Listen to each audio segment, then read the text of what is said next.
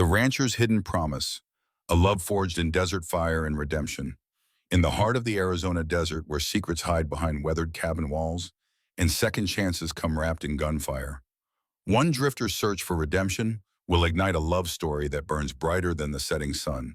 Like and subscribe for more epic Western romance stories that will capture your heart. The autumn wind carried whispers through the gaps in the cabin walls, whispers that sounded almost human. Cole Bridger reined in his weary horse, studying the decrepit structure that would serve as his shelter for the night. The building leaned against the desert wind like an old man fighting sleep, its timber walls weathered to the color of bone. One window had been boarded over with rough planks. The door hung crooked on rusted hinges, but it was the sound that made him pause. Soft, rhythmic, like breathing. Just the wind, he told himself. Nothing more. At 35, Cole had learned to trust his instincts. They'd kept him alive through 6 years of drifting from town to town, job to job, running from ghosts that followed him like vultures. Tonight, those instincts whispered that this cabin held more than dust and memories. He dismounted 100 yards out, old habits rising to the surface. Never ride straight up to an unfamiliar structure. Scout the perimeter first. Look for tracks. Listen for sounds that don't belong. The desert evening painted everything in shades of copper and shadow. Red Mesa sprawled behind him, its 200 souls already settling in for the night. Cole had worked ranches near towns just like at places where hope went to die slow deaths under the relentless sun. His horse, a steady brown mare named Patience, snorted softly. She'd carried him through hell more than once, earning her name and his loyalty. Cole ran his hand along her neck, feeling the familiar comfort of her warmth. Easy, girl. Just one night, then we move on. Always moving on. That was his way now. Cole's mind drifted to the reason why, as it always did in quiet moments. 6 years since the barn collapsed. 6 years since he'd pulled himself from the wreckage, hearing his younger brother Danny calling his name from beneath the timbers. 6 years since he'd tried to lift those beams with hands that weren't strong enough, fast enough, brave enough. By the time others arrived to help, Danny had stopped calling. Cole pushed the memory away and approached the cabin door. It opened with a groan that seemed to echo across the desert. Darkness greeted him, along with the musty smell of abandonment and something else, something that made his skin prickle. The breathing sound was clearer now, definitely human. He stepped inside and waited, letting his eyes adjust to the gloom. Slowly, shapes emerged from the darkness. A stone fireplace in the northwest corner, a rough wooden table in the center, with one leg shorter than the others, 2 chairs with their backs missing, and a shelf against the far wall. And in the southeast corner, barely visible in the dying light that filtered through cracks in the boards, a section of wall that didn't quite match the others. Cole noticed details the way a blacksmith notices metal. That wall panel had a hairline gap around its edges, too uniform to be random warping. The floor in front of it was cleaner than the rest of the cabin, as if someone had recently swept away tracks. Someone was hiding behind that wall. Instead of investigating, Cole crossed to the fireplace and began building a fire with practiced efficiency. Strike the match, nurture the flame, feed it carefully until it catches and grows. These were motions his hands remembered, even when his mind wandered. As the fire took hold, light spread through the cabin, revealing the exhaustion etched into Cole's weathered face. He looked like a man who'd been carrying something heavy for too long and had forgotten how to set it down. Behind the loose wall panel, Elena Whitehorse pressed her palm over her mouth to silence her breathing. Her heart hammered against her ribs so hard she feared he could hear it. She'd been hiding in this cramped space for 25 days, marking each one with scratches on the wooden wall beside her. 25 days of near darkness, cramped muscles, and terror that froze her blood every time she heard sounds outside. The space measured 3 feet wide, 6 feet deep, 4 feet high. Barely enough room to lie down. Certainly not enough to stand. A burlap sack beside her held the last crumbs of hardtack biscuits she'd found when she first discovered this hiding place. An empty canteen lay in the corner. Through a tiny crack between boards, Elena watched the man at the fireplace. She couldn't see his face clearly, only his silhouette against the growing flames. He moved without aggression, no sudden gestures, no harsh sounds. He seemed almost careful, as if he knew the cabin wasn't as empty as it looked. That frightened her more than violence would have. Violent men, she understood. She'd spent 5 months in the company of violent men Silas Crow and his gang of debt collectors who'd taken her from her father's homestead when Thomas Rivers couldn't repay an $800 loan. They were loud, predictable. They announced their intentions with fists and threats. But this man's quietness unnerved her. What did it mean? Was he listening for her? Was this patience a hunting technique?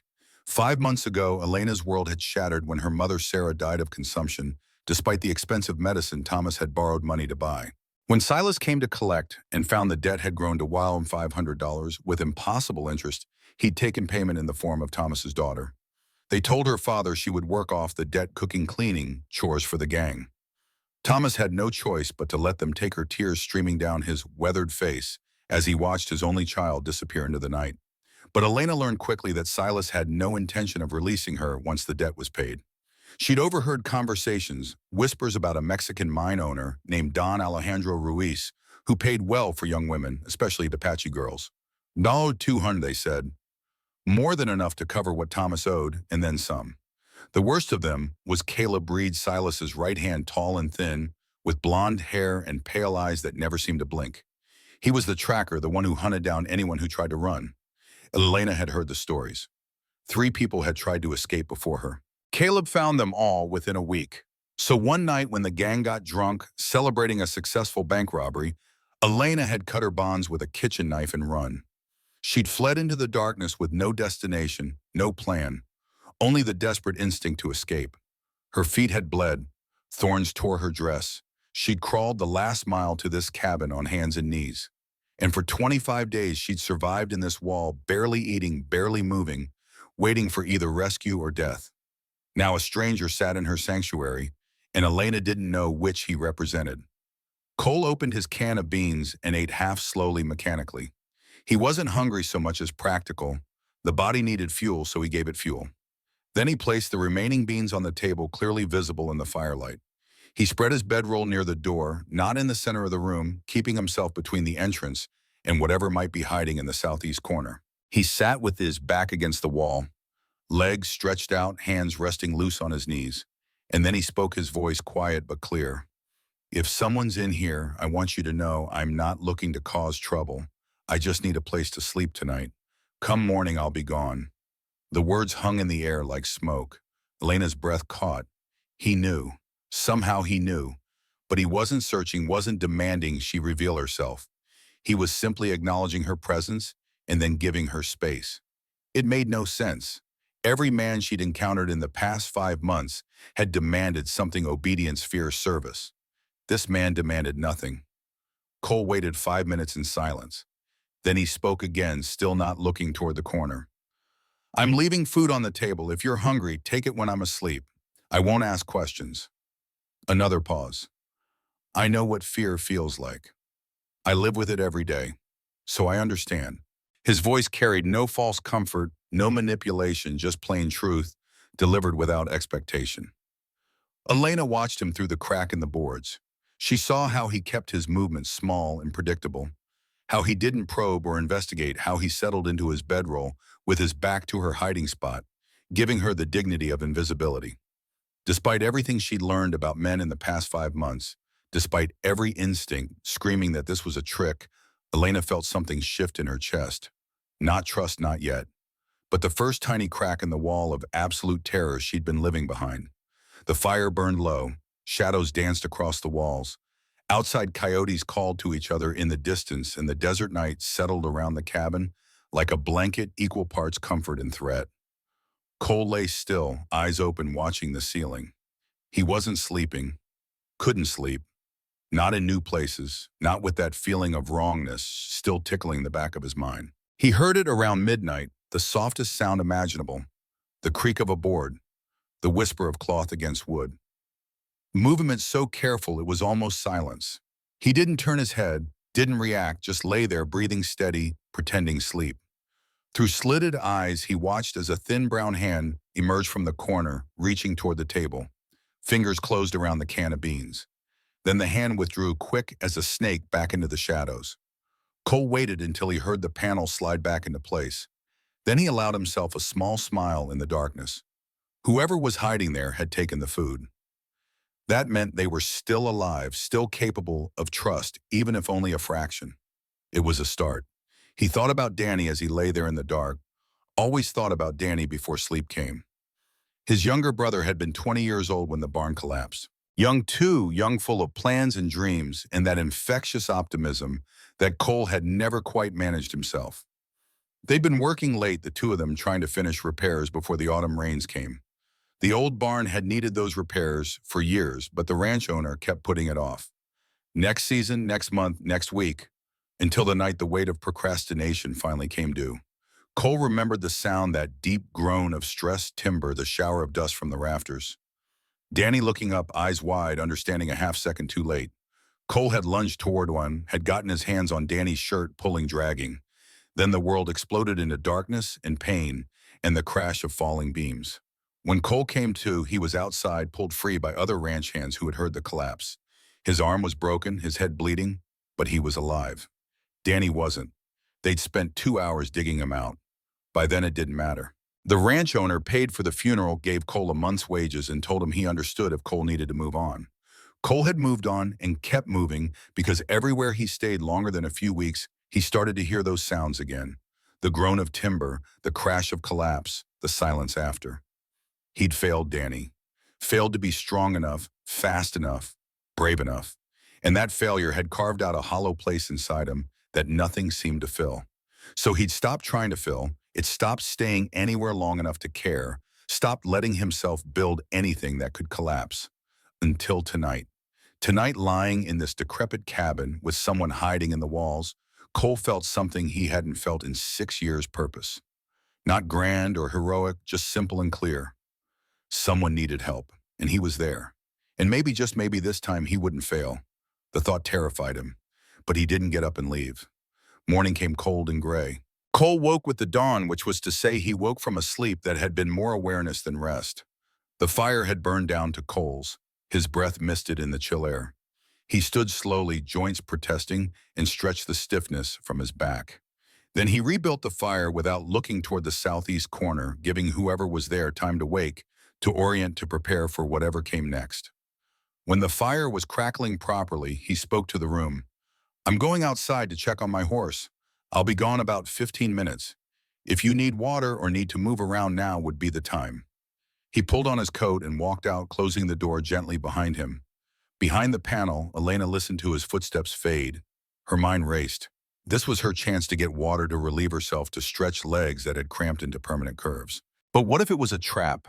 What if he was waiting just outside, ready to grab her the moment she emerged?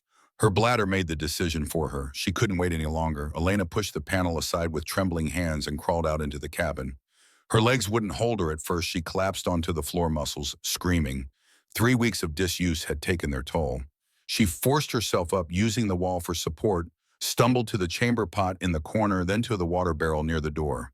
She drank deeply, not caring about propriety or caution, just filling the desperate need. Through the window, she caught a glimpse of the man outside. He stood beside a brown mare, brushing her coat with long, patient strokes. His back was to the cabin. Deliberately, Elena realized. He was giving her privacy, giving her the choice to remain hidden or not. The gesture undid something in her. Some tight knot of fear and suspicion loosened just enough to let in a sliver of possibility. Possibility that not all men were like Silas Crow, that not all strangers meant harm. She looked at herself in the cracked mirror hanging near the door. Gaunt face, hollow eyes, hair matted and tangled, dress torn and filthy. She looked like a ghost. Felt like one too. The panel beckoned safety and visibility. All she had to do was crawl back inside and wait for him to leave. But Elena was so tired of hiding, so tired of the darkness, in the silence, in the terrible solitude. And this man, whoever he was, had offered something Silas and his gang never had: respect. She heard him approaching the door. Her heart kicked into overdrive. Decision time. The door opened. Cole stepped inside and froze. Elena stood near the center of the cabin, one hand gripping the back of a chair for support. She met his eyes with equal parts defiance and terror. For 3 seconds, neither of them moved. Cole saw her clearly for the first time, young, maybe late 20s, Apache features thin to the point of starvation. Bruises on her arms, though they looked old, fading. Her dress hung off her frame. But it was her eyes that struck him. Dark eyes that had seen too much, that expected the worst, that dared him to prove her wrong. Elena saw him just as clearly, tall, maybe 6 feet, broad shoulders hunched slightly forward, great eyes that carried their own weight of sorrow, weathered hands that looked strong but moved gently, and a face that held no cruelty, no hunger, no threat, just careful neutrality, and something that might have been compassion. "Don't look at me," Elena whispered, her voice raw from disuse. Cole immediately turned his gaze to the floor. "I'm not looking." She took a shaky step toward the chair, her legs threatening to give out. She stumbled. Instinct made Cole reach out to steady her, catching her arm before she fell. The touch lasted less than a second. Cole released her immediately and stepped back, putting distance between them. "You need to sit down," he said quietly, still not meeting her eyes. Elena lowered herself into the chair. Her hands shook, her entire body shook. The simple act of standing in the open felt overwhelming after so many days compressed in darkness. Cole moved to the fireplace, giving her space. "I'll make tea. You should drink something." "Why?" The word came out sharp, accusatory. "Because you're dehydrated." "No, why are you helping me?" Cole paused in his work, considering the question. When he answered, his voice held simple honesty. "Because you're afraid, and I'm not here to make that worse." He finished making tea with supplies from his pack, set a cup on the table, and retreated to the far side of the room, demonstrating through action that she could take it without threat. Elena wrapped her hands around the warm cup. The heat felt like a miracle. She sipped, slowly letting the liquid ease her parched throat. They sat in silence for several minutes, Cole by the fireplace, Elena at the table, two damaged people sharing space without demands or expectations. Finally, Elena spoke. "You knew I was here last night?" "Suspected." "But you didn't search for me?" "No." "Why not?" Cole looked at the fire, watching flames consume wood. "Because forced trust isn't trust, and you needed to choose." More silence. Elena processed his words, testing them against her experience. In 5 months with Silas, she'd never been given a choice about anything. Every decision had been made for her, every action dictated. Choice had been a luxury stolen from her. "They'll kill you if they find out you helped me," she said finally. "Who will?" "The men who took me." Cole nodded slowly, absorbing this information. "Then we'll make sure they don't find out." "You don't understand. They're dangerous." "I've met dangerous men before. Not like them. Not like Silas Crow." The name landed between them like a stone in still water. Cole looked up, meeting Elena's eyes for the first time since she'd emerged. "Tell me." So she did. Haltingly at first, then with growing momentum, Elena told him everything. About her father Thomas borrowing money to save her dying mother. About Sarah passing despite the medicine. About Silas coming to collect a debt that had grown from $800 to nearly $1,500 with interest that seemed designed never to be paid off. About being taken as collateral. About 5 months of cooking and cleaning for men who looked at her like merchandise. About overhearing the plan to sell her to Don Alejandro Ruiz for $1 and $200. About running. Cole listened without interrupting. His face remained calm, but his hands gradually tightened into fists. When Elena finished, he was quiet for a long moment. "Your father, where is he?" "I don't know. They told me he was dead. Died trying to find money to buy me back. But they lied about everything else." "Maybe they lied about that too."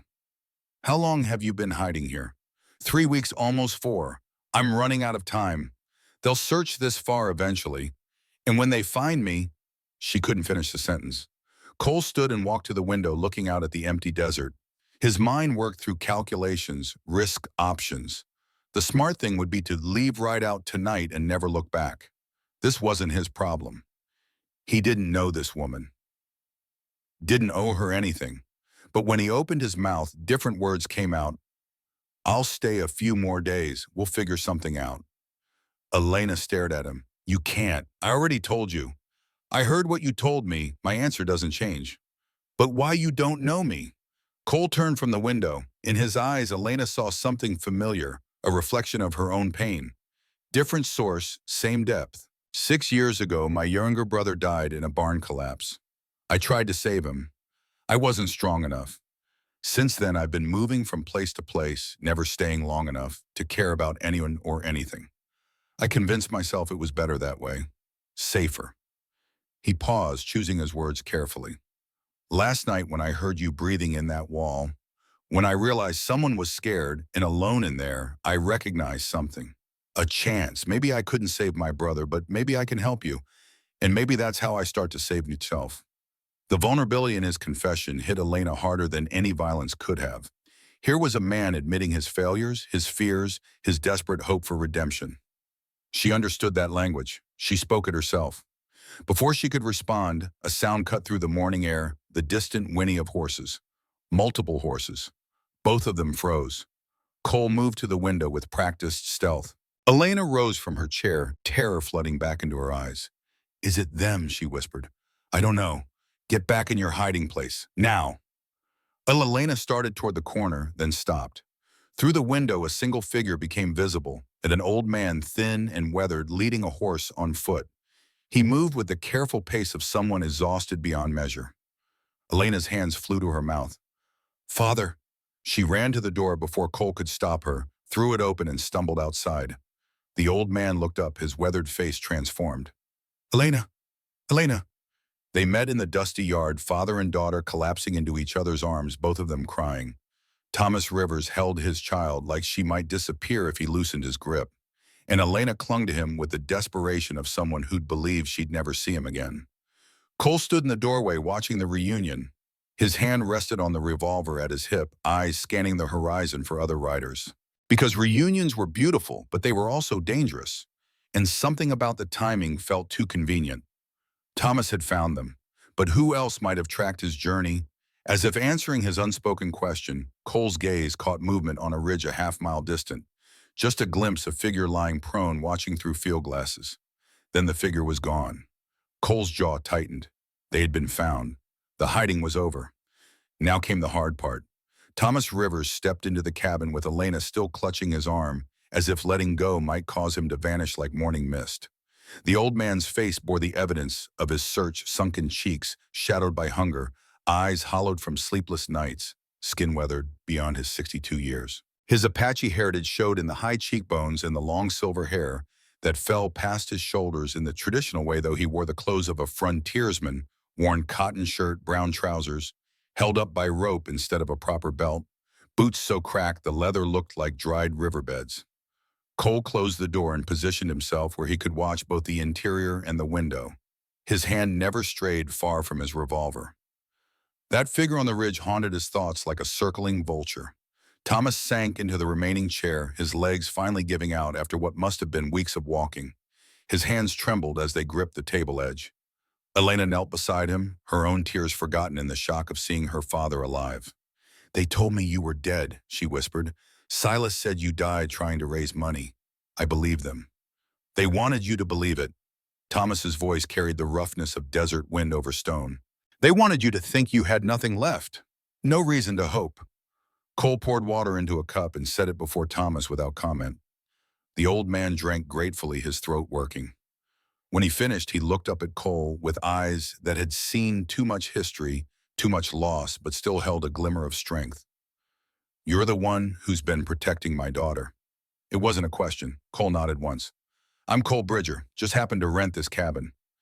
"Nothing just happens, Mr. Bridger." Thomas studied him with the careful assessment of a man who'd spent years as an Army scout reading tracks and signs and the truth hidden in other men's faces. "The spirits brought you here for a reason." Cole didn't know what to say to that, so he said nothing. He pulled the third chair closer and sat keeping his back to the wall, his eyes on the window. Elena found her voice again. "Father, how did you survive? How did you find me?" Thomas reached out and took his daughter's hand. His fingers were calloused and scarred, the hands of a man who'd worked hard his entire life and had precious little to show for it. "After they took you, I did everything I could to raise the money. Sold the chickens, the goats, even my saddle. But I only got $340. Not enough, not nearly enough, with Silas's interest growing like poison ivy choking everything it touches." He paused, gathering strength to continue. "I went to Silas, begged him to take me instead. He laughed, said an old Apache wasn't worth anything to him. But a young woman especially, one with your mother's beauty, she was valuable merchandise." The word merchandise came out like broken glass. Lena flinched. Thomas continued, his voice harder now. "That's when I learned the truth. The debt was never about money. Silas is a traitor, Elena. He trades in human beings. He'd already made a deal with a Mexican mine owner named Don Alejandro Ruiz. $1 and $200 for a young Apache woman who could be put to work in ways that he stopped, unable to finish the thought in front of his daughter. Cole felt cold fury settle in his gut. He'd heard of such men. The frontier was full of them parasites who preyed on desperation and called it business. How much is the debt now? Cole asked, his voice level despite the anger. Thomas met his gaze. With 13 months of interest at 10% per month, it's grown to $2,240, more money than I could earn in 5 years of hard labor. That's usury, Cole said flatly, illegal under Arizona territorial law. The maximum legal interest rate is 12% per year, not per month. That contract isn't worth the paper it's written on. Thomas's eyes widened slightly. You know the law? My father was a land agent. He made sure I learned the Homestead Act and territorial statutes before he died. If you've been living on your 40 acres for more than 5 years and cultivating it, that land belongs to you legally. Silas has no claim to it. But there's no court here, Thomas said, a lifetime of disappointment weighing down his words. And even if there was, Silas would kill us before we could testify. Then we make sure he can't. Elena looked between them, hope and fear warring in her expression. How? Cole stood and moved to his saddlebag, pulling out a worn leather journal and a pencil stub. He'd kept this journal for years, recording wages earned, miles traveled, towns passed through. Now he tore out a blank page and began writing. First, we need documentation. Thomas, you need to write down everything: the original loan amount, the terms Silas offered, every payment you made, dates if you remember them. We'll need that for the court in Tucson. Tucson is 80 miles away, Thomas said. I know, I'll ride there tomorrow. Get your land title certified at the land office. File a complaint with the territorial court about the usurious contract. Talk to the marshal about Silas's human trafficking. Elena stood abruptly. That will take days. What if they come here while you're gone? Cole looked at her steadily. Then your father will have to protect you until I get back. Do you still have that rifle I saw near the door? Thomas nodded. A Remington? Old, but it still fires true. Good, I'll leave you my shotgun too. If anyone comes, don't try to fight them all. Just make enough noise to slow them down and run. Head north into the high rocks. I'll find you when I return. The plan was thin, full of holes, and they all knew it. But it was better than cowering in darkness, waiting for inevitable discovery. Thomas began writing, his hand moving slowly across the paper as he reconstructed months of exploitation. Cole watched him work, noting the careful way the old man formed each letter. Educated then unusual for an Apache of his generation. As if sensing the unspoken question, Thomas paused in his writing. I learned to read and write at the mission school in 1854. I was 9 years old. The priest said they were civilizing us. Maybe they were. Or maybe they were just teaching us to read the treaties that would steal our land. Bitterness edged his words, but also resignation. The battles of his youth were long over. You were a scout for the army, Cole said. It wasn't a question. He had recognized the signs. The way Thomas moved, the way he read terrain, the careful assessment of threats. From 1872 to 1875, after the Battle of Salt River Canyon. Thomas set down the pencil, his eyes distant with memory. I was wounded badly in that fight. A cavalry captain named William Harding found me bleeding out beneath a cottonwood tree. He could have killed me. Most of his men wanted him to. Instead, he bandaged my wounds and had me taken to the field hospital. Well, Harding, Cole repeated, filing the name away. Any relation to Marshal James Harding in Tucson? His father. The captain died in 1880. Heart gave out. Thomas picked up the pencil again. After he saved me, I realized the war would never end if Apache kept fighting Apache under the orders of white commanders. So I became a scout. I helped track renegade Apache bands in the Chiricahua Mountains. I helped negotiate surrenders with smaller groups who wanted peace. My own people called me a traitor. Were you, Cole asked directly. Thomas looked up, meeting Cole's eyes without shame. I chose survival over pride. I chose my family's future over my tribe's past. Was that betrayal? Maybe. But because of that choice, I met Sarah. She was a nurse at Fort Apache. Because of that choice, Elena was born in peace instead of war. So I can't regret it, even if I sometimes wish I could. The rawness of his confession hung in the air. This was a man who'd spent 20 years living with impossible choices and their consequences. Elena knelt beside her father again, resting her head against his shoulder. You did what you had to do. I never blamed you. I know, daughter, but I blame myself. He returned to writing faster now, as if the words were flowing from a place that had been dammed up too long. Cole moved to the window again.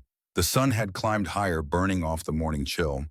Outside, the desert stretched empty and hostile. That figure on the ridge hadn't reappeared, but Cole felt eyes on them nonetheless, that particular itch between his shoulder blades that came from being watched by hostile intent. Tell me about Silas's gang, he said without turning. How many men? 8 total, including Silas, Thomas answered. Maybe 7 now if you count the one Elena said was arrested. Caleb Reed, by now, Elena supplied. He's Silas's right hand, tall, thin blonde hair. He's the tracker. If anyone could find this cabin, it would be him. Cole filed that information away. The others. Drifters mostly. Hired guns. Silas pays them well enough to keep their loyalty, but they're not particularly skilled. Except for one, a man named Dutch Krebs, former soldier dishonorably discharged for theft. He's dangerous. How many would Silas send here if he knew where you were? Thomas considered. All of them. He can't afford to let Elena escape. Not after promising her to Ruiz. That Mexican has already paid half up front, $600. If Silas doesn't deliver, Ruiz will come for him instead. And from what I hear, Ruiz makes Silas look like a Sunday school teacher. The mathematics were grim. 8 men against 3, 2 of whom were an exhausted old man and a traumatized young woman. Even with Cole's determination and whatever rusty skills Thomas retained from his scouting days, the odds were poor. Cole turned from the window. Then we change the game. We don't wait for them to come to us on their terms. We take the fight to them, but we do it legally. We use the law as our weapon. The law hasn't protected Apache people before, Thomas said quietly. No, but this isn't about Apache or white. This is about debt fraud and human trafficking. Territorial crimes that even a frontier judge will prosecute, especially if we have evidence and witnesses. Elena stood wrapping her arms around herself. Cole, they'll kill you before you make it to Tucson. They'll be watching the roads. Then I won't take the roads. Thomas looked up sharply. You know the desert trails. No, but you do. You're going to draw me a map. Understanding flickered across Thomas's weathered face. He tore a fresh page from Cole's journal and began sketching with quick, confident strokes. His hand moved with the sureness of someone who'd memorized every canyon wash and water source within 100 miles. This route will add a day to your journey, but it keeps you off the main trails. Stay in the low country here. He marked a series of X's. Cross the dry creek bed at this point, not before there's quicksand in the other crossings. You'll need to travel mostly at night to avoid the heat and to stay hidden. Cole studied the map, committing it to memory. Water sources here, here, and here, Thomas tapped the marks. But this one, he indicated a spring nestled between 2 peaks. It's on Apache land, sacred ground. If you're challenged, tell them you ride with Thomas Rivers' blessing. Show them this.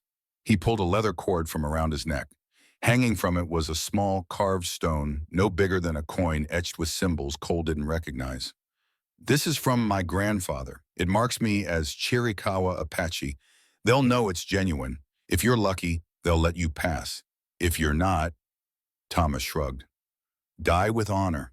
Cole took the talisman, feeling the weight of trust it represented. I'll return it when I come back. When, not if. When. The certainty in Cole's voice made Thomas smile faintly. You have the spirit of a warrior, Cole Bridger. You just don't know it yet. They spent the next hour planning. Thomas finished his written testimony documenting every transaction, every threat, every detail he could remember. Elena added her own account, her hands shaking as she wrote about the 5 months of captivity, the conversations she'd overheard, the names of the men involved. While they worked, Cole prepared for his journey. He checked his horse's shoes, redistributed his supplies to minimize weight, loaded his revolver in the shotgun he was leaving behind, counting ammunition. 14 rounds for the pistol, 20 for the shotgun. Not enough for a prolonged fight, but enough to make attackers think twice. The sun reached its zenith. Heat pressed down on the cabin like a heavy hand. They ate a sparse meal of beans and hardtack rationing, what little food remained. Thomas's stomach had shrunk from weeks of near starvation. He could only manage a few bites before pushing the plate away. You need to eat, Elena urged. I need to stay alert more than I need to be full. Thomas stood and walked to the door, peering out at the landscape with the careful attention of a scout expecting ambush. They're out there, watching, waiting. Cole joined him at the door. You sense them. I feel them, like pressure before a storm.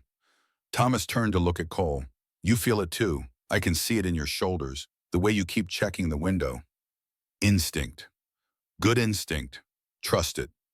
As afternoon bled toward evening, Cole made his final preparations. He would leave at sunset using the last light to get clear of the immediate area before switching to night travel. Thomas had outlined the route in careful detail, marking landmarks Cole could navigate by even in darkness. Elena approached him as he tightened his saddle cinch one last time. Her face had regained some color from food and water, but her eyes still carried the shadows of her ordeal. Cole, she hesitated, searching for words. Why are you doing this? Really, you could have left this morning. You could have walked away and never looked back. He tested the cinch, buying time to formulate an answer. When he turned to face her, he met her eyes directly.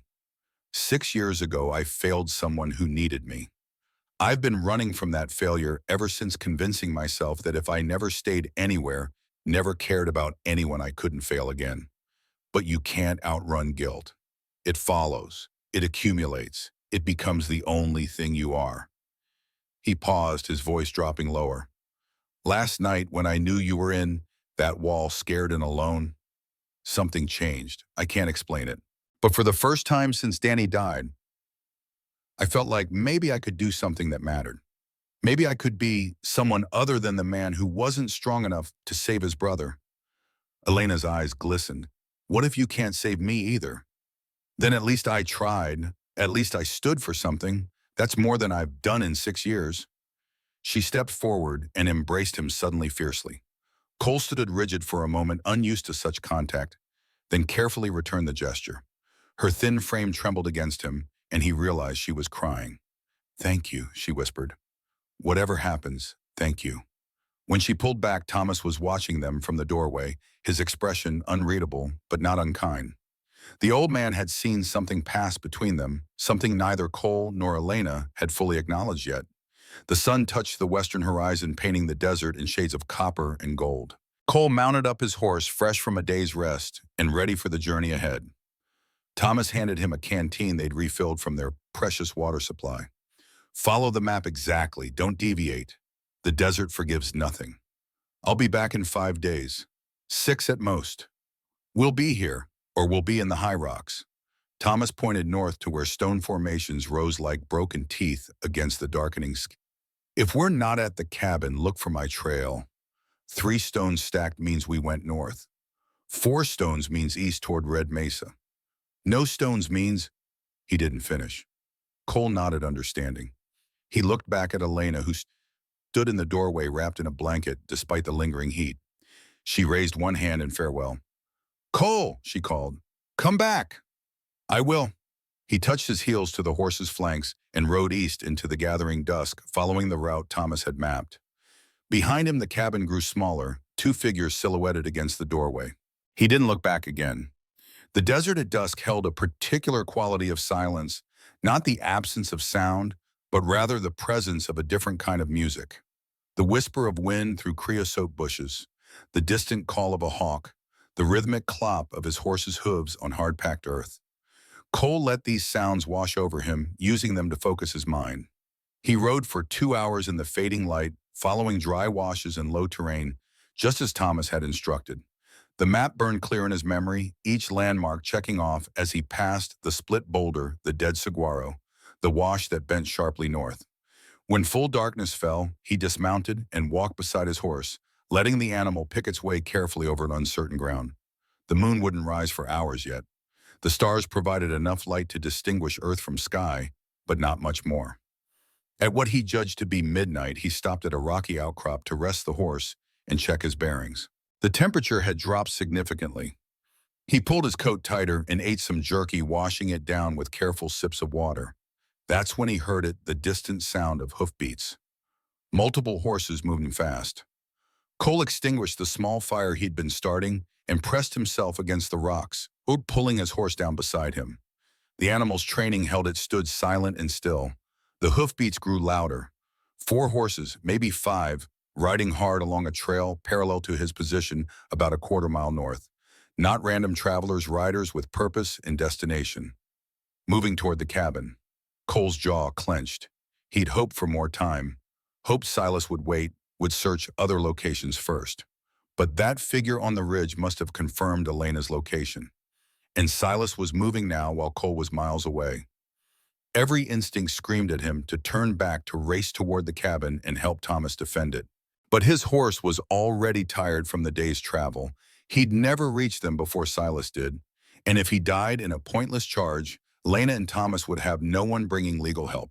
The hardest thing Cole had ever done was stay where he was, pressed against cold stone, listening to those hoofbeats fade toward the people who were depending on him.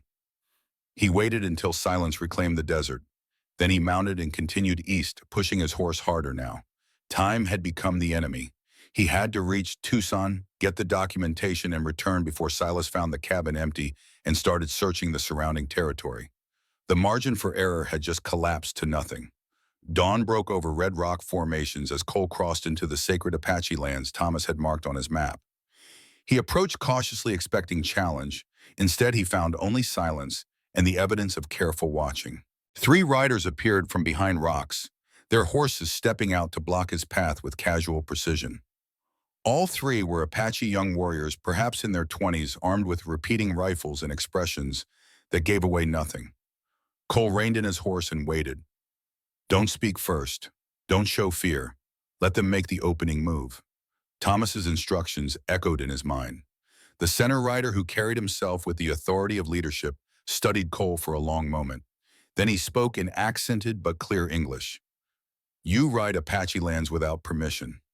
Cole reached slowly for the leather cord around his neck, drawing out Thomas's talisman. He held it up where the morning light could catch the carved stone. I ride with the blessing of Thomas Rivers. I carry his grandfather's mark. The 3 warriors exchanged glances. The leader kneed his horse forward and examined the talisman closely without touching it. His eyes widened slightly. Thomas Rivers, the scout. Yes, he sent me to Tucson. His daughter's life depends on it. Elena, we heard she was taken by the debt collector. The warrior's expression hardened. We heard Thomas sold her to pay what he owed. Thomas sold nothing. She was stolen. I'm riding to bring the law down on the men who took her. The warrior considered this. The white man's law has not protected us. No, Cole agreed, but it's all we have right now, and it's better than nothing. A long pause. The warrior finally nodded. You may pass. There is water at the spring 1 mile ahead. Rest your horse. We will watch your trail. If the debt collector's men follow, they will not pass. Thank you. Do not thank us. Thomas Rivers betrayed his people when he became a scout, but his daughter is innocent of his choices. For her, we do this.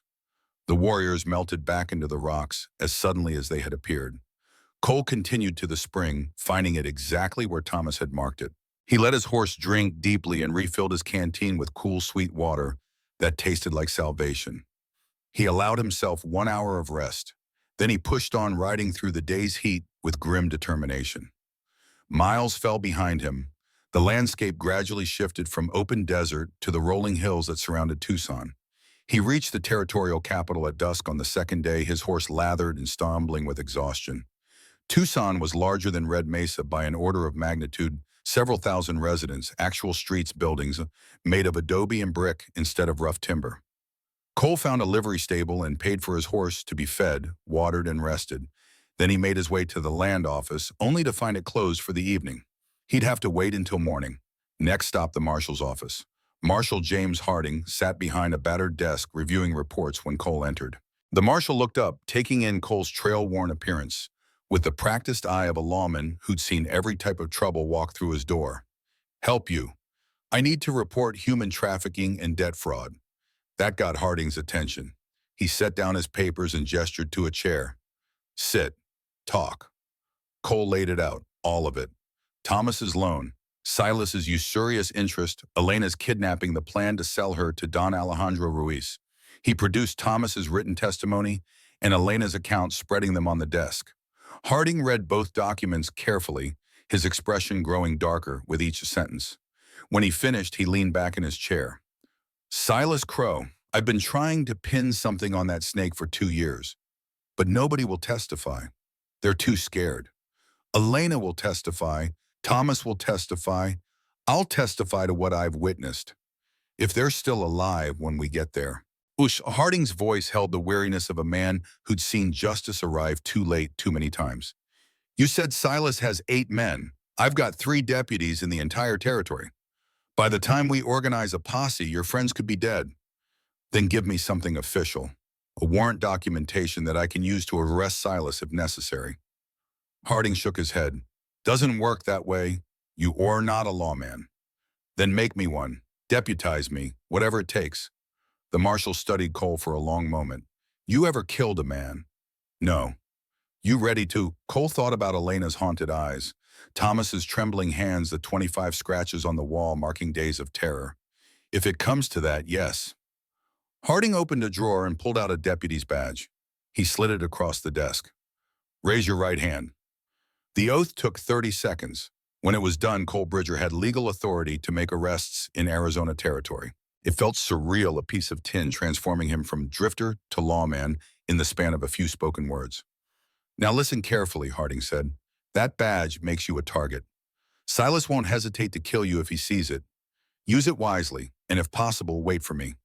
I'll leave tomorrow, but I have to arrange coverage for the town first. I'll bring 2 deputies. We'll meet you at Red Mesa in 4 days. That might be too late. It might, but it's the best I can do. Harding stood and extended his hand. Good luck, Deputy Bridger. Try not to get killed before I arrive. Cole shook his hand and left. Outside, the stars were emerging, the same stars that hung over the cabin where Thomas and Elena waited, hoped, feared. He thought about those hoofbeats he'd heard, about what might have happened when they reached their destination. He pushed the thoughts away. Dwelling on unknowns solved nothing. All he could do was keep moving forward. But as he walked through Tucson's darkened streets, seeking a room for what would likely be a sleepless night, Cole couldn't shake the feeling that somewhere in the desert a storm was building. And he was still 2 days away from the people who needed him most. Morning found Cole at the land office before it opened, pacing outside like a caged animal. When the clerk arrived, a thin man named Peterson with spectacles that kept sliding down his nose, Cole was through the door before it fully opened. I need a certified land title for Thomas Rivers, 40 acres east of Red Mesa, registered under the Homestead Act in May 1880. Peterson blinked at the intensity. That will take 3 days to process. Cole placed $10 on the counter, twice the normal fee. I need it today. Sir, the process requires... I know what the process requires. I'm a deputy marshal investigating human trafficking. This documentation is critical evidence. If you can't do it in 1 day, I'll have Marshal Harding come explain the urgency. The marshal's name worked like magic. Peterson's resistance crumbled. I'll need to verify the records. Come back this afternoon. I'll wait. And he did. Sitting on a bench outside the land office, watching Tucson wake up around him. Merchants opening shops, women carrying baskets to market, children playing in the streets. Normal life continuing its normal rhythm, while miles away, 2 people huddled in hiding, counting on him. Peterson emerged at noon. The records are confirmed. Thomas Rivers filed his claim in March 1880. He's maintained continuous residence and cultivation under the Homestead Act. The land is legally his. Here's your certification. Cole took the document like it was made of gold, official seal territorial, stamped legal proof that Thomas owned his land and Silas Crow had no claim to it. Next stop, territorial court. Judge Harrison's office smelled of tobacco and old leather. The judge himself was 65 if he was a day, with silver hair and eyes that had witnessed frontier justice in all its harsh reality. He read Thomas's testimony and Elena's account without comment, his expression revealing nothing. When he finished, he set the papers down and steepled his fingers. Mr. Bridger, if even half of what's written here is true, Silas Crow should hang. It's all true, Your Honor. Then why hasn't anyone reported it before? Because everyone who knew about it was too afraid. The people he victimized, the people who work for him, everyone. But not you. I have less to lose. Judge Harrison smiled faintly at that. Or more to gain. What's your interest in this case, Deputy? You say you just happened to rent a cabin. Most men would have ridden away the moment they discovered a fugitive hiding there. Cole met his gaze steadily. Most men aren't trying to make up for failing someone they loved. Most men aren't looking for a reason to stop running. The judge's smile faded into something more serious. We all carry our dead Mr. Bridger. The question is whether we carry them as burdens or as motivations. He pulled a sheet of paper toward him and began writing. I'm issuing a warrant for Silas Crow's arrest on charges of usury kidnapping and conspiracy to commit human trafficking. I'm also nullifying his debt contract as illegal under Territorial Statute 215.6. He handed Cole the warrant. If you bring him in alive, I'll see him tried and convicted. If you bring him in dead, he shrugged. Well, sometimes frontier justice is the only justice we get. Cole took the warrant, folding it carefully into his shirt pocket next to the land certification. Legal weapons paper and ink that carried more power than bullets if wielded correctly. He left Tucson at sunset, retracing his route through the desert. The third night found him crossing back through Apache lands. The same three warriors appeared silent as ghosts. The leader looked at the exhaustion in Cole's face, the determination that kept him upright despite 3 days of brutal travel. You got what you needed. I got it. Then ride fast. The debt collector's men passed through yesterday, heading back toward Red Mesa. They looked angry. Cole's heart clenched. Did they find her? We do not know. We did not follow. That is white man's trouble, not ours. But the warrior's eyes held something that might have been respect as he stepped aside to let Cole pass. Cole rode through the night without stopping, pushing his horse to the edge of its endurance. As dawn broke on the fourth day, he recognized the landmarks near the cabin, the split boulder, the dead saguaro, the wash bending north. And rising into the morning sky, a thin column of smoke, his heart hammered as he crested the final rise and saw the cabin below. The building still stood, but the door hung open, swinging in the wind. The windows were dark, and in the yard, clear as a signature hoofprints churned the earth where multiple horses had circled. Cole dismounted and approached with his revolver drawn, every sense screaming. The cabin was empty, torn apart. The table overturned, the chairs smashed, Thomas's written testimony torn to shreds and scattered like leaves. But no bodies, no blood. In the southeast corner, near what had been Elena's hiding place, Cole found them 3 stones stacked carefully pointing north. They'd made it to the high rocks. They were alive for now. But Silas knew they had escaped and he'd be searching. The hunt had begun. Cole stood in the wreckage of the cabin, his mind racing through possibilities and probabilities, with the cold calculation of a man who'd just run out of time. The 3 stacked stones told him Thomas and Elena had escaped north to the high rocks. But that information was at least 12 hours old based on the dryness of the disturbed earth. 12 hours during which anything could have happened. He moved through the destroyed space methodically, reading the story written in overturned furniture and scattered belongings.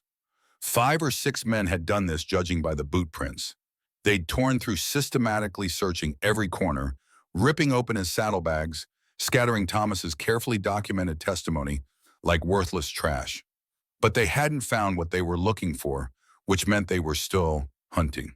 Cole gathered what supplies remained usable, a half-empty sack of cornmeal, some jerky that had been trampled, but not taken, his shotgun still hidden in the rafters where he'd wedged it before leaving. The one place the searchers hadn't thought to look. He loaded it carefully, the familiar weight of the weapon settling something in his chest. Then he stepped outside and studied the ground with eyes Thomas had trained to see more than surface details. The hoofprints told multiple stories. 5 horses had arrived from the southwest around midday yesterday based on the shadows captured in the hardened edges of the tracks. They'd circled the cabin, dismounted, searched for approximately an hour, then departed in 2 groups. 3 riders went west, back toward what Cole assumed was their camp. 2 riders went north, following the trail Thomas and Elena had left. Cole's jaw clenched. The pursuers had a half-day head start. His horse was exhausted from the journey to Tucson and back.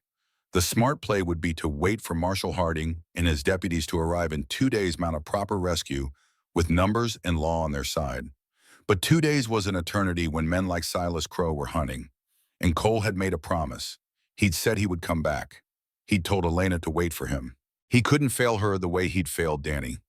Cole swung into the saddle, his horse's ears swiveling back in protest at being asked to work again so soon.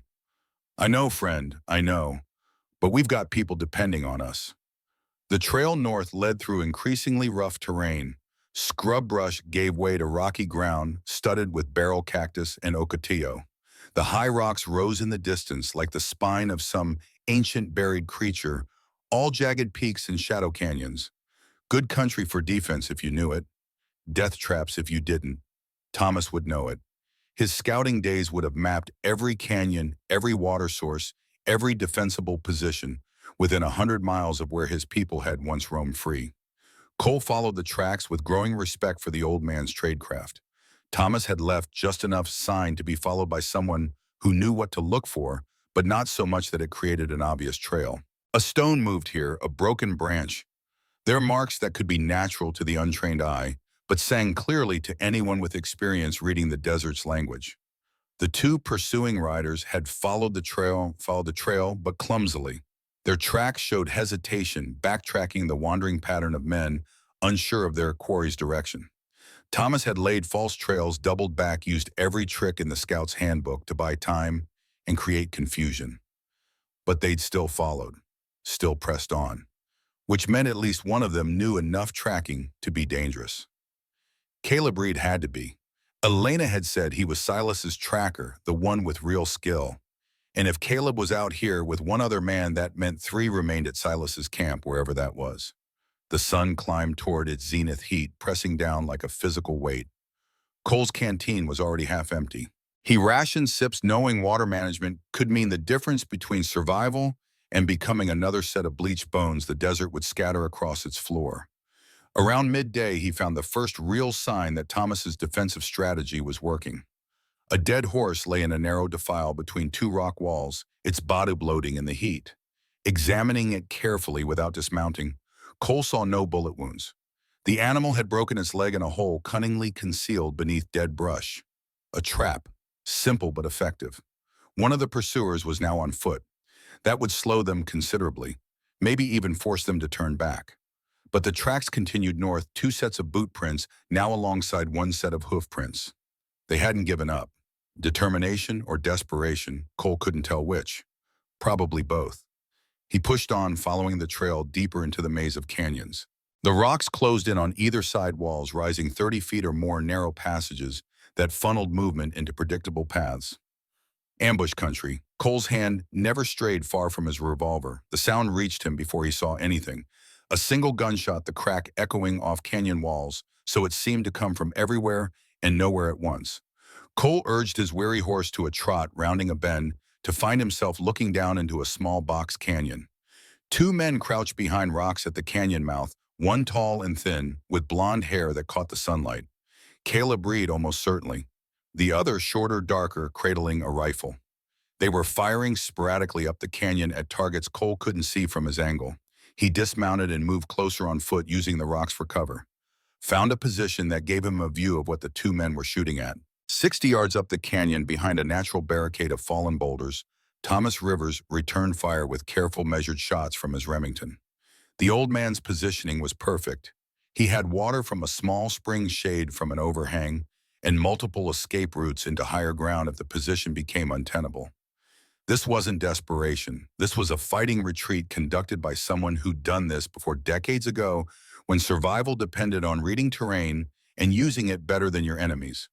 But Cole saw what Thomas couldn't see from his position. Caleb was keeping him pinned with suppressing fire while the second man worked his way up a narrow chimney in the rock wall, flanking Thomas's position. Give them another 15 minutes and they'd have a clear shot at the old man's back. Cole had maybe 10 minutes to decide what kind of man he was, what kind of deputy he wanted to be. He thought about the badge in his pocket, about Marshal Harding's question, "You ready to kill a man?" He'd said yes, but saying it and doing it were different countries separated by an ocean of consequence. Once you killed someone, you carried that weight forever, added it to all the other weights pressing down on your shoulders in the dark hours before dawn. But if he didn't act, Thomas would die. And then they'd find Elena wherever she was hidden. And everything he'd done, all the miles and the promises and the hope, would mean nothing. Cole checked his revolver. 6 rounds. He had the shotgun too, but its range was limited. The smart play was to get closer before announcing himself. close enough that when he made his move, it would be decisive. He worked his way down through the rocks using the same broken ground Thomas had exploited so effectively. The gunfire continued sporadic now, both sides conserving ammunition, waiting, testing, looking for the mistake that would tip the balance. Cole reached a position 20 yards behind Caleb and his companion, close enough to hear them talking between shots. "How much longer?" the shorter man asked, his accent marking him as Mexican or maybe New Mexican. "Ramirez is almost in position. 5 more minutes." Caleb's voice carried the flat certainty of someone who'd done this dance before and knew all the steps. "The old man is good, better than Silas said. He's Apache. They're all good, but good doesn't matter when you're outflanked. What about the girl? You think she's up there with him?" "Probably, hidden somewhere close. When we drop the old man, we'll find her." Cole stepped out from behind his rock revolver, raised the deputy's badge Marshal Harding had given him in Tucson, held high in his other hand, its tin surface catching the sunlight. "Deputy Marshal Cole Bridger, you're both under arrest." The shorter man Ramirez spun and fired wildly, his shot going wide by 3 feet. Cole's return shot didn't miss. Ramirez went down, clutching his shoulder, his rifle clattering on stone. Caleb was faster. He rolled behind, better cover his pistol, barking twice. Cole felt something tug at his coat, but no impact. He dropped flat and crawled sideways, relocating before Caleb could track him. The canyon erupted into chaos. Thomas, hearing the new gunfire, shifted his aim and opened up on Caleb's position. The man in the chimney, Ramirez's partner, found himself caught between two shooters and tried to scramble back down. His boots slipped. For one terrible moment, he hung suspended arms, windmilling. Then gravity claimed him. He fell 30 feet onto unforgiving rock with a sound Cole knew he'd hear in nightmares. The sudden silence after his impact felt deafening. Caleb broke from cover, running for his horse. Cole stood and fired, not to kill, but to stop. The shot hit Caleb's leg and folded him mid-stride. He went down hard, sliding in the loose gravel, his gun flying from his hand. Cole approached carefully, weapon trained on the fallen man. Ramirez was crawling toward his rifle with his good arm. Cole kicked it away and turned back to Caleb. The blond man lay on his side, hands pressed to his thigh, where blood seeped between his fingers. His face had gone pale, but his eyes burned with something beyond pain, rage pure and incandescent.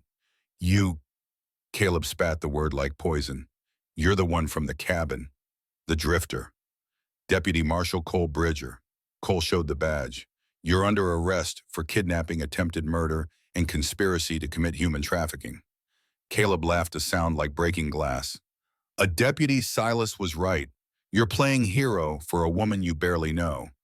What is she to you? Your whore." Cole's pistol came up so fast Caleb flinched, but Cole didn't fire. Instead, he lowered the weapon and crouched beside the wounded man, his voice dropping to something colder than the steel in his hand.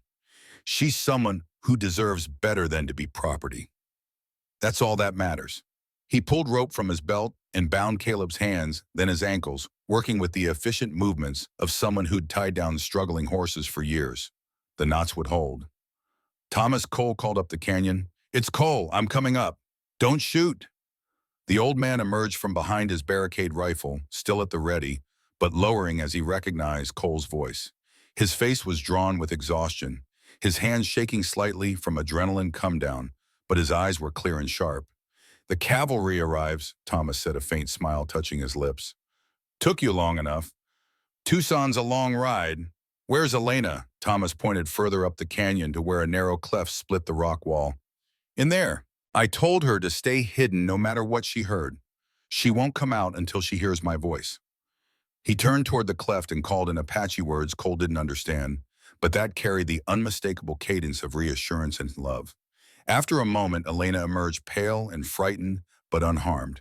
She saw Cole and something broke in her expression. She stumbled down the rocks and into his arms, her body shaking with the release of fear held too long. "You came back," she whispered against his chest. "I told you I would." Cole held her, carefully aware of Thomas watching, aware of how fragile she felt, how much trust was contained in this moment. Behind them, Caleb laughed again, the sound bitter. "Touching, really. But you think this is over? Silas has 5 more men. He has Don Alejandro breathing down his neck for the product he promised. He'll burn down every building in this territory to find her. Let him try. Cole's voice held iron. I've got warrants. I've got land certification. I've got the law on my side now. The law, Caleb's sneer could have cut stone. Out here, the only law is what you can take and what you can hold. And you're 3 people against an army. 4, said a new voice. They all turned to find Marshal James Harding standing at the canyon mouth, his deputy's badge catching the light. Behind him, 2 more deputies led their horses carefully through the narrow passage. Harding surveyed the scene, the dead man, the wounded prisoners. Thomas still clutching his rifle, Elena in Cole's arms. His weathered face gave nothing away, but his eyes held something that might have been approval. Got here faster than I thought, he said to Cole. We reached Red Mesa yesterday, found the cabin torn apart. Followed the tracks north. Then those Apache warriors at the springs told us you'd gone into the canyons chasing Silas's men. They pointed us this direction. Said we'd hear the shooting and know where to go. They were right. Cole gently released Elena and stepped forward. Marshal, we've got 2 prisoners and 1 deceased. Caleb Reed and someone named Ramirez. The dead man, I don't know. Ortega, Caleb supplied through gritted teeth. His name was Ortega, and Silas will kill all of you for this. Harding walked over and looked down at Caleb with the tired patience of a lawman who'd heard too many threats over too many years. Silas Crow is wanted on multiple charges, including human trafficking. Where is he? Caleb smiled through his pain. Close enough, and he knows you're here. You think we didn't spot you riding in? He's watching right now, planning. He knows every move you've made. The words hung in the air like smoke. Harding's expression didn't change, but Cole saw his hand drift toward his weapon. How many men does he have with him? Enough, Harding turned to his deputies. Johnson Crawford, scout the perimeter. If Silas is watching, I want to know from where. The 2 men moved out quickly, hands on their weapons. Thomas approached, his limp more pronounced now that the immediate danger had passed. Marshal Harding, you don't remember me, but your father saved my life at Salt River Canyon in 1872. Captain William Harding. Recognition flickered across the marshal's face. Thomas Rivers, the scout. My father spoke of you, said you were one of the best trackers he'd ever known. I learned from necessity. Thomas looked at the wounded prisoners and the dead man. But this kind of tracking, this hunting of humans, I had hoped those days were finished. They're never finished. They just change clothes. Harding pulled out the warrant Judge Harrison had issued. But this time we've got law backing the guns. Cole showed me the documentation, the land title, the testimonies. If we can bring Silas in alive, Harrison will put him away for 20 years. And if we can't bring him alive, Thomas asked quietly, then we make sure he can't hurt anyone else. The pragmatic brutality of frontier justice distilled into a single sentence. Elena shuddered beside Cole, and he put a protective arm around her shoulders. Deputy Johnson returned first, breathing hard. Found their camp half a mile west in a canyon cluster. Counted 5 men plus Silas. They've got good position and they're armed for a fight. Did they see you? No, sir. I stayed low. Crawford arrived moments later. They've got someone on the high ridge with field glasses watching us right now. Harding absorbed this information. So Caleb was telling the truth. Silas knows we're here. He looked at Cole. What do you know about his men?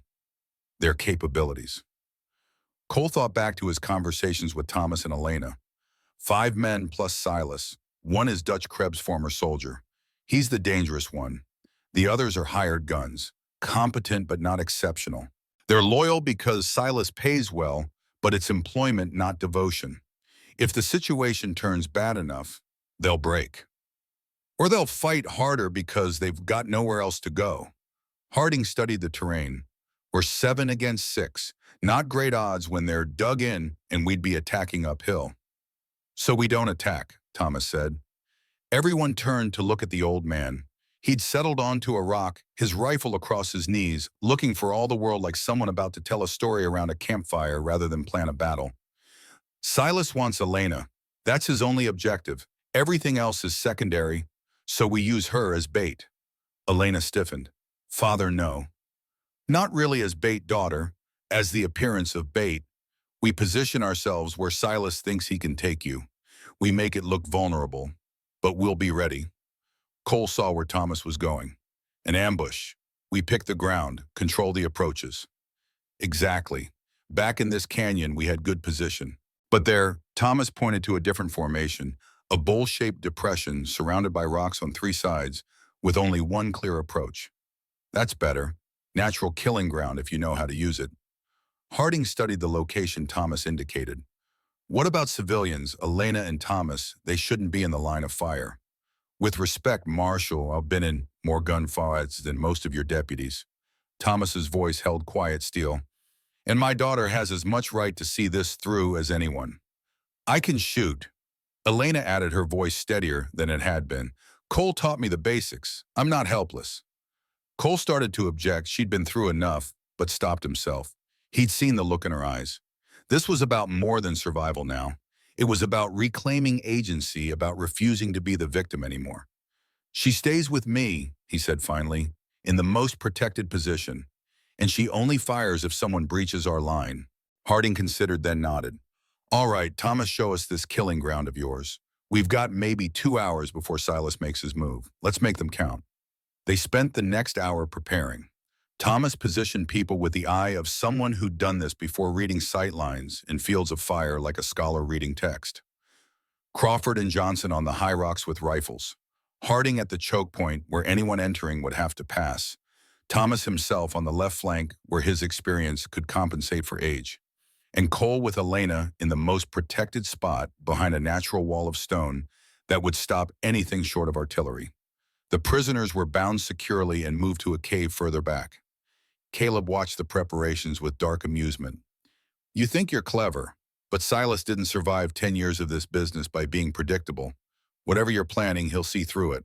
Then he'll die seeing through it, Harding said without emotion, and gagged Caleb before he could respond. They settled into their positions as the sun began its afternoon descent. Waiting. The hardest part of any fight, Cole had once heard a veteran cowboy say. The waiting, when your mind had time to imagine all the ways things could go wrong, when fear had time to sink its teeth in deep.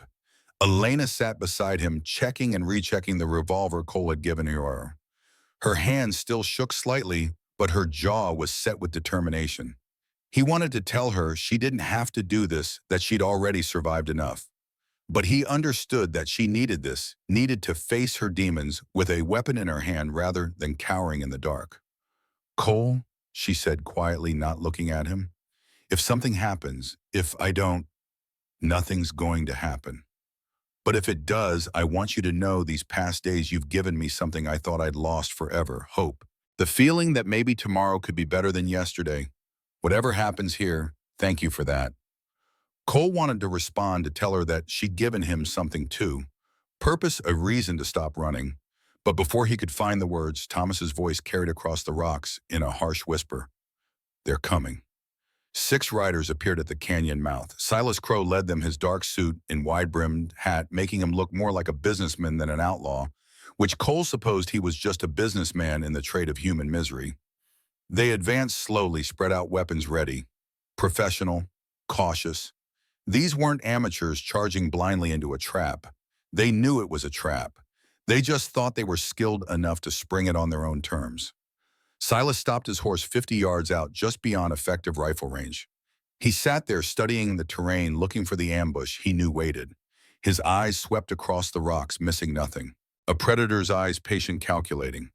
Thomas Rivers, his voice carried clearly in the desert air. I know you're here, you and your daughter, and that drifter who thinks he's a hero. And I know you've got the law with you now. Marshal Harding wasn't it. Harding didn't respond, didn't give away his position. The silence stretched. Silas smiled. No matter. Here's what's going to happen. You're going to give me Elena. In return, I'll forget about all of this. The debt, the interest, everything. I'll even throw in a hun for your trouble. Just hand her over and everyone walks away. Except me, Elena whispered beside Cole, her voice breaking slightly. I don't get to walk away. The girl's mine, Silas continued, legally bought and paid for through her father's debt. I have a contract, a business arrangement. I'm just trying to fulfill my obligations here. Thomas's voice rang out from his position. Your contract is illegal. Usurious interest. Judge Harrison nullified it. Judge Harrison isn't here, I am. And I've got 5 armed men who say my contract is just fine. We've got 7 armed deputies who disagree. Harding finally spoke, his voice carrying the weight of legal authority. Silas Crow, you're under arrest for kidnapping, usury, and conspiracy to commit human trafficking. Dismount and surrender your weapons. Silas laughed, the sound echoing off stone walls. Or what, Marshal? You'll shoot us all, that's 6 against 7, and you're trying to bring us in alive for trial, which means you'll hesitate. We won't. So I'll ask one more time. Give me the girl. No. Elena called out, her voice stronger than Cole expected. She stood up despite his attempt to pull her back down, presenting herself as a target, showing Silas what he wanted so desperately. I'm right here. Come and take me. Time seemed to stop. Silas's eyes locked on Elena like a hawk spotting prey. His hand drifted toward his weapon. The 5 men with him tensed, ready to charge. And Cole understood with sudden clarity that this was it, the moment where everything balanced on a knife's edge, where words ended and violence began, where the man he'd been and the man he might become separated into 2 distinct paths. Silas smiled. As you wish. He drew his pistol. His men spurred their horses. The canyon exploded into gunfire. Crawford and Johnson opened up from the high rocks, their rifles cutting down 2 of Silas's men in the first volley. The remaining riders scattered, seeking cover, returning fire. Dutch Krebs, the former soldier, rolled off his falling horse and came up shooting with deadly precision. His bullets sparked off the rocks near Crawford's position. Harding stepped out and fired his shotgun, the blast catching another rider center mass and dropping him like a stone. 3 down, 3 still fighting. Silas had dismounted and taken cover behind a boulder, firing calculated shots that kept everyone pinned. He was working his way towards Elena's position, using the terrain with the skill of someone who'd survived too many gunfights through caution and cunning. Cole rose and fired, driving Silas back. Their eyes met across the chaos. In that moment, Cole saw the calculation happen. Silas was weighing odds, counting shooters, assessing whether the prize was still worth the cost. The decision showed in his face a split second before he acted. He was cutting his losses. Fall back, Silas shouted to his remaining men. Fall back and regroup. But Dutch Krebs either didn't hear or didn't care. He was advancing on Thomas's position, firing as he moved with the disciplined aggression of military training. Thomas fired back, but his rifle jammed the old mechanism, finally failing at the worst possible moment. Krebs saw it happen, smiled, raised his pistol for the killing shot. Elena screamed her father's name. Cole was already moving, launching himself from cover in a desperate sprint across open ground. He fired twice. The first shot went wide. The second caught Krebs in the shoulder, spinning him. Not a kill shot, not even close, but enough to disrupt his aim. Krebs's return shot caught Cole in the side, a hammer blow that stole his breath and dropped him to one knee. He tried to raise his weapon for another shot, but his hand wouldn't cooperate. The revolver felt impossibly heavy. Thomas, his rifle useless, threw himself at Krebs in a tackle that had more desperation than technique. The 2 men went down in a tangle of limbs. Krebs was younger, stronger, trained. He got his hands around Thomas's throat and squeezed. Then Elena was there, the revolver Cole had given her in her hands. She pressed it against Krebs's temple. Her hands weren't shaking anymore. Let him go. Krebs looked up at her, at the gun, at the young woman who'd spent 5 months as his prisoner. Whatever he saw in her eyes made him release Thomas's throat. Smart choice, Elena whispered and pulled the trigger. The shot echoed in the sudden silence. Krebs slumped, unmoving. Elena stood over him, the revolver still extended, her face blank with shock at what she'd just done. Cole collapsed back onto his side. His left hand pressed hard against the wound where blood soaked through his shirt, warm and sticky. His vision swam, but he forced himself to focus. Not yet. He couldn't pass out yet. Not until Elena was safe. Silas used the distraction. He broke from cover and ran for his horse, moving with surprising speed for a man his age. Harding fired but missed. Johnson's rifle clicked, empty. Crawford was reloading. Cole forced himself up onto one elbow, then to his knees, his sides screaming in protest. Blood dripped onto the dust beneath him. He raised his revolver with a hand that shook from pain and blood loss, not just hesitation. Sighted carefully on the fleeing figure through vision that wanted to blur, and hesitated. In that moment of hesitation, he thought about Danny, about failure and guilt, and the weight of lives taken versus lives saved. About what kind of man shot another in the back, even if that man deserved it. The moment passed. Silas reached his horse and galloped away, disappearing into the maze of canyons with one remaining man who'd managed to survive and flee. Gone, but not dead. Escaped, but not free. Harding ran up, breathing hard. You had a shot. Why didn't you take it? Cole lowered his weapon, feeling his side sticky with blood. Because I'm not an executioner. Let him run. He'll spend the rest of his life looking over his shoulder, knowing the law is coming for him. That's punishment enough. That's mercy he doesn't deserve, Harding said. But his voice held more understanding than judgment. Elena helped her father to his feet, both of them bruised but alive. She looked at the body of Dutch Krebs at the gun still in her hand. Then she dropped the weapon like it burned her and turned away, her shoulders shaking. Thomas pulled her into an embrace, speaking softly in Apache words of comfort, of pride, of love. Cole couldn't understand the language, but he understood the meaning. Deputy Crawford climbed down from his perch. We've got 4 dead, 2 wounded prisoners, and 2 escaped. Could have been worse. Could have been better, Harding said. He looked at Cole's side where blood had soaked through his shirt. Let's get that wound looked at before you bleed out. Would be ashamed to survive the gunfight and die from stubbornness. They made camp in the canyon as the sun set, not wanting to risk moving in darkness through terrain that still might hold Silas's allies. Crawford had some medical training from his time in the cavalry.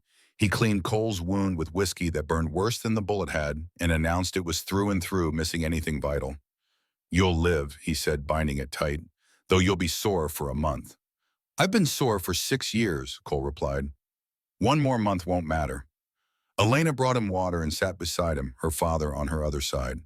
The 3 of them watched the fire Crawford had built, mesmerized by the flames in the way humans have been since the first cave fires were lit against the darkness. I killed a man, Elena said finally, her voice small. I took a life. You saved a life, Thomas corrected gently. Mine. You protected your family. There's no shame in that. But I'll carry it forever, won't I? Cole met her eyes across the flames. Yes, that weight doesn't go away, but it changes over time. If you're lucky, it becomes less about guilt and more about understanding, about knowing why you did what you did and accepting that sometimes there are no good choices, only necessary ones. Is that how you feel about your brother? She asked. Understanding instead of guilt. The question hit deeper than Krebs's bullet had. Cole took a slow breath, feeling the bandages pull tight across his ribs. No, but maybe someday it will be. This week, helping you and Thomas, it's the first time since Danny died that I've felt like maybe I could be more than my failures. Maybe I could build something instead of just running from wreckage. Thomas poked the fire with a stick, sending sparks spiraling into the night sky. The Apache have a saying, a man is not judged by his beginnings, but by what he makes of his endings. You saved my daughter, Cole Bridger. You rode into danger for people you barely knew. That's not a small thing. That's not nothing. It's everything, Elena said softly and took Cole's hand. They stayed like that, 3 people bound by violence and survival, and something deeper than blood, until exhaustion claimed them one by one, and they slept beneath the stars. Morning brought Marshal Harding's decision to return to Tucson with the prisoners and the dead. I'll need all 3 of you to come testify eventually, but take some time first. Rest. Heal. Let me know where you'll be. Cole looked at Thomas and Elena. They looked back at him. Red Mesa, Cole said. We'll be at the cabin, rebuilding it. The cabin's destroyed, Harding pointed out. Then we'll build a new one. Better, stronger, a place worth staying for. 6 months later, a rider approaching the site of the old cabin would have found it transformed. Where once a decrepit structure had listed toward collapse, now stood a solid home with new timber walls and a properly shingled roof. Smoke rose from a stone chimney that didn't leak. Glass windows reflected sunlight. Behind the house, a garden grew with corn and squash and beans in the traditional Apache way. Thomas Rivers sat on the porch he'd helped build, his hands occupied with carving a piece of wood. His strength had returned with regular meals and the absence of crushing fear. His hair was still silver, but his eyes held peace instead of desperate worry. Elena emerged from the house carrying a basket of wash. At 28, she moved with new confidence, the haunted shadow lifted from her face. She wore a simple dress she'd sewn herself, and her hair was bound in a practical braid. She sang softly as she worked an Apache song her mother had taught her. Cole worked in the new smithy he'd built beside the house, the hammer ringing against hot metal in the rhythm he'd thought he'd left behind forever. He'd taken up his old trade again, making tools and horseshoes and hardware for the growing community of Red Mesa. The work felt good, felt like building instead of running. He looked up when Elena's singing stopped and found her watching him with that expression that still made his heart catch. They had been married 2 months now in a ceremony that blended Apache tradition and Christian ritual, witnessed by Marshall Harding and half the population of Red Mesa. "What are you thinking?" she called. "That I rented a cabin for one night and somehow ended up with a life?" "Somehow," she agreed, her smile bright as summer sun. "Or maybe the spirits brought you where you needed to be." "Maybe." Cole set down his hammer and walked to her. "Though if it was spirits, they have a dramatic sense of timing." Thomas laughed from the porch. "All good stories do, and this one isn't finished yet." He was right. Silas Crow was still at large, a shadow on the edge of the territory. Marshall Harding sent occasional update sightings in Mexico, rumors in border towns. A man doesn't vanish easily when he's made as many enemies as Silas had. But Cole found he worried less as the months passed. The future would bring what it brought. For now he had work that mattered, people he loved, in a place he could call home without feeling like a fraud. Elena came to stand beside him, fitting naturally under his arm. "Are you happy?" she asked. Cole thought about the question, about Danny and guilt and the 6 years he'd spent running from ghosts, about the night he'd walked into a cabin expecting only shelter and found instead a chance at redemption. "Yes," he said, "I think I finally am." In the distance, mountains rose against an impossibly blue sky. The desert stretched, vast and unforgiving and beautiful. And in a small homestead built from determination and hope, 3 people who'd survived the war began to build something better. Not a perfect ending, the frontier didn't allow for those. But a good one, an honest one, a beginning. What did you think of Cole and Elena's desert romance? Did their love story capture your heart? Like and subscribe for more epic Western romance tales that blend passion with frontier justice. Comment below with your favorite moment from their journey.